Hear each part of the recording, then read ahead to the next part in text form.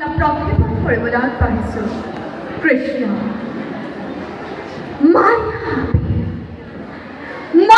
শক্তিৰ বলেৰে ভিন্ন ৰূপে স্থিতি লোৱা ৰক্ত কুমাৰী নমোৰ মানুহে ত্ৰৈলোক্যৰ সকলো সৌন্দৰ্যৰ সন্মিলিত ৰূপে মই আছিলোঁ ত্ৰিভুৱন বিজয়ী দহাননৰ ভগিনী যদিও মই ৰক্ষকুলত তথাপিতো ব্ৰহ্মতেজ বিৰাজিত মোৰ শৰীৰৰ কাৰণ পিতৃমূল বিশ্বশ্ৰৱা ব্ৰহ্মকুলে হস্ত নখৰাকাৰে লুপ্ত কৰি মোৰ জন্মগত নাম কোনে কোনে মই বোলে চন্দ্ৰমখা আৰু কোনোৱে কোনে মই হেনো সূৰ্পনখা। আজি মই মানসী নহয়, আজি মই সূৰ্পনখা নামেৰে পৰিচিত এই ত্ৰৈলোক্যৰ মাজত মই সূৰ্পনখা।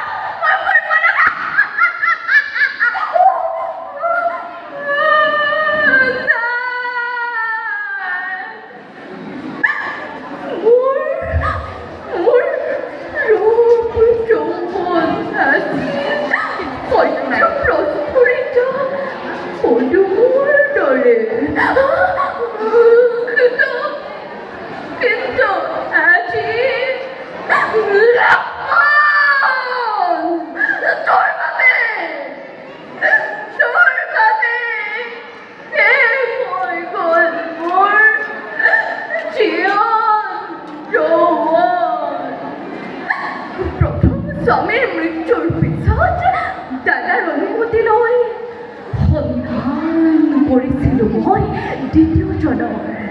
তেনেতে দেখা পাই ৰামচন্দ্ৰৰ মদন মোহন ৰূপ কামাতুৰা প্ৰাণ শীতল কৰিবৰ বাবে ৰামক মই বিচাৰিছিলোঁ কাষত আৰু দিছিলোঁ মই প্ৰেমৰ প্ৰস্তাৱ।